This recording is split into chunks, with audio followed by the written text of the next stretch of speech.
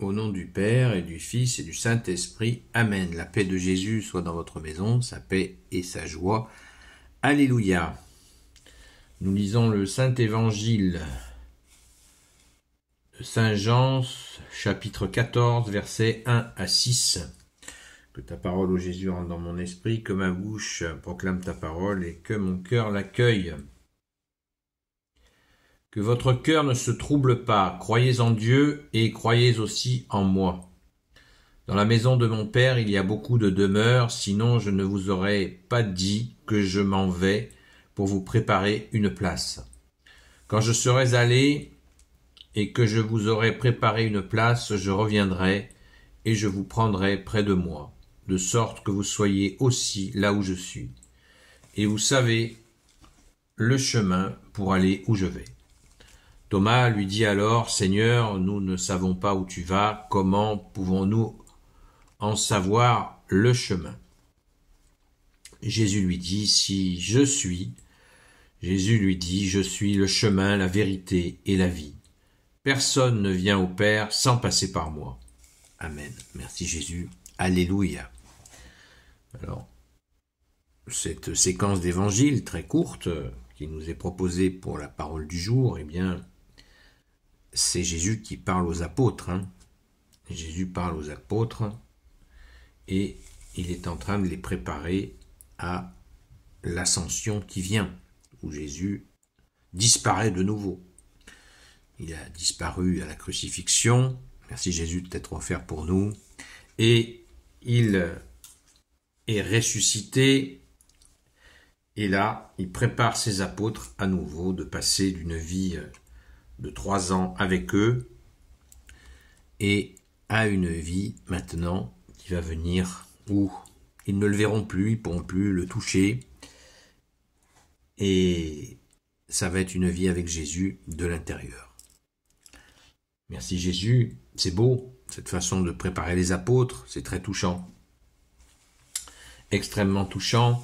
Jésus les rassure et quelque chose de très important, quand je serai allé et que je vous, verset 3, chapitre 14, quand je serai allé et que je vous aurai préparé une place, je reviendrai et je vous prendrai près de moi, de sorte que vous soyez aussi là où je suis.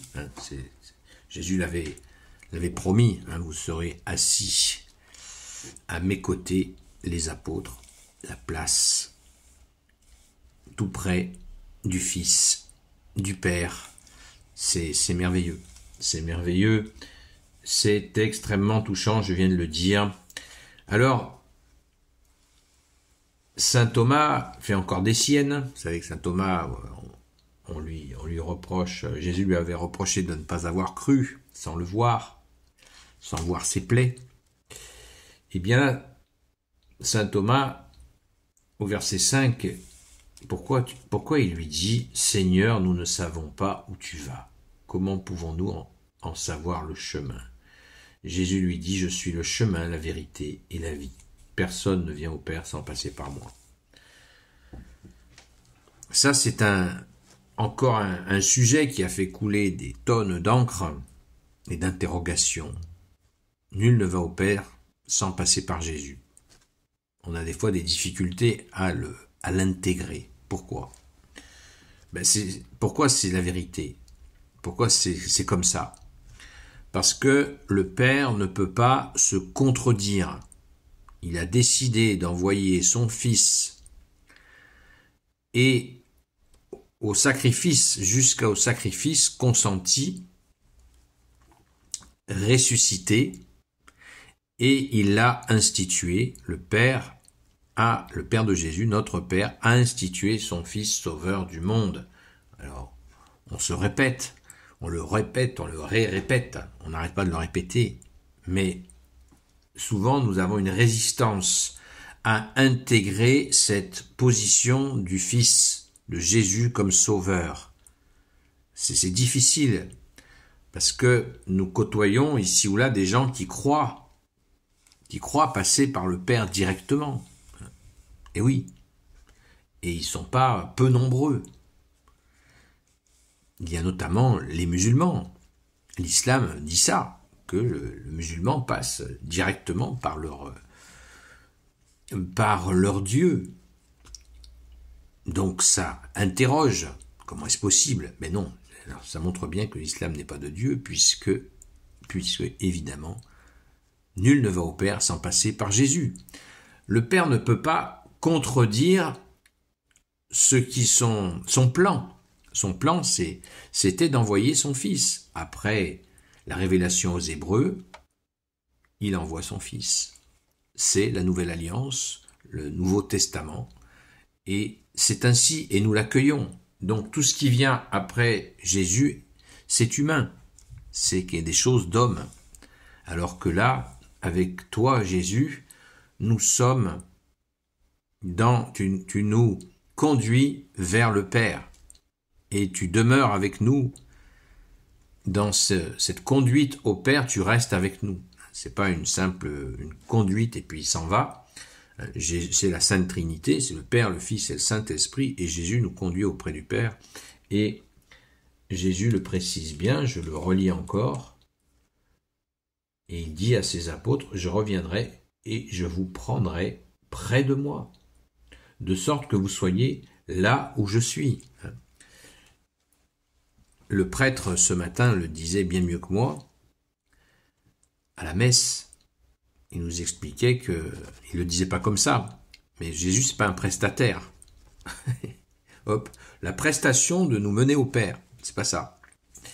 C'est pas ça du tout, parce que c'est ce que beaucoup ont des difficultés à comprendre, parce qu'ils essaient de le comprendre avec l'intellect, mais c'est une question d'amour. C'est par amour que Jésus est venu nous chercher, est venu nous sortir de nos erreurs, est venu nous sauver. C'est par amour. Donc, si c'est par amour, c'est d'éternité. C'est pas une prestation de service. Dans ce monde matérialiste, on a tendance à confondre, à ce que tout devienne prestation de service. C'est insupportable. Insupportable. Cette relation d'amour que nous avons avec Jésus, on la travaille. Ça s'apprend à aimer. Et nous avons une sainte patronne, Sainte Marie-Madeleine, à qui nous demandons régulièrement de nous apprendre à aimer Jésus. C'est pas une petite affaire d'apprendre à aimer Jésus. Parce que pour aimer quelqu'un, il faut le connaître.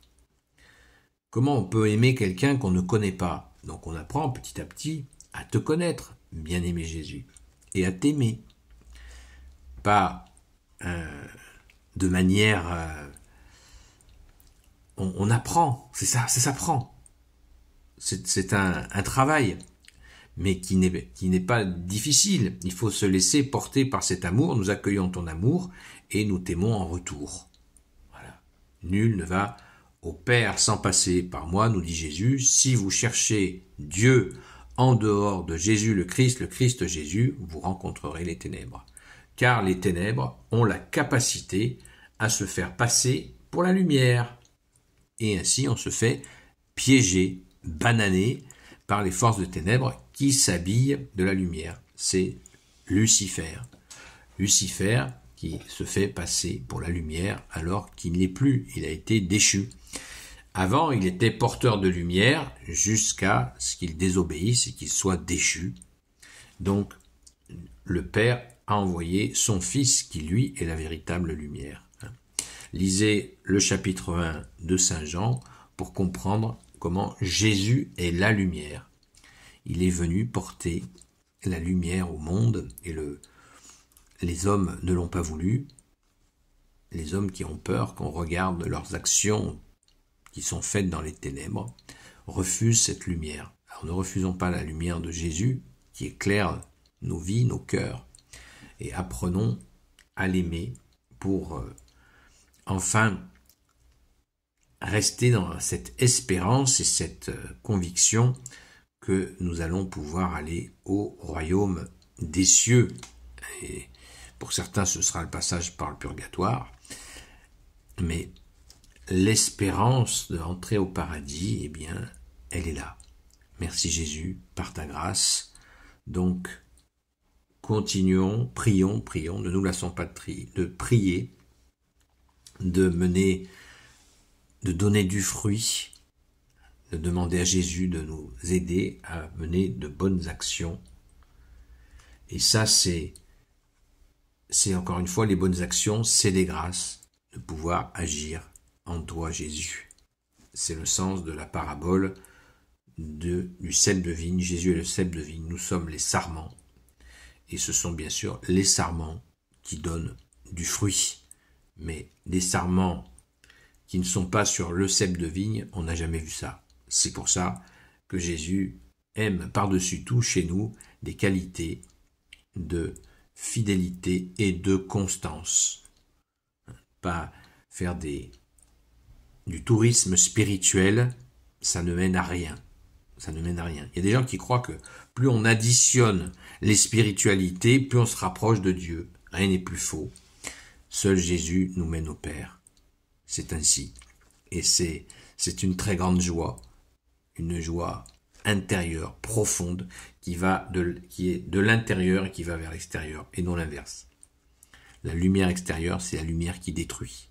Donc restons bien blottis à l'intérieur avec Jésus et bien sûr transmettons son amour autant qu'il est possible et bien sûr en demandant à Jésus de nous y aider.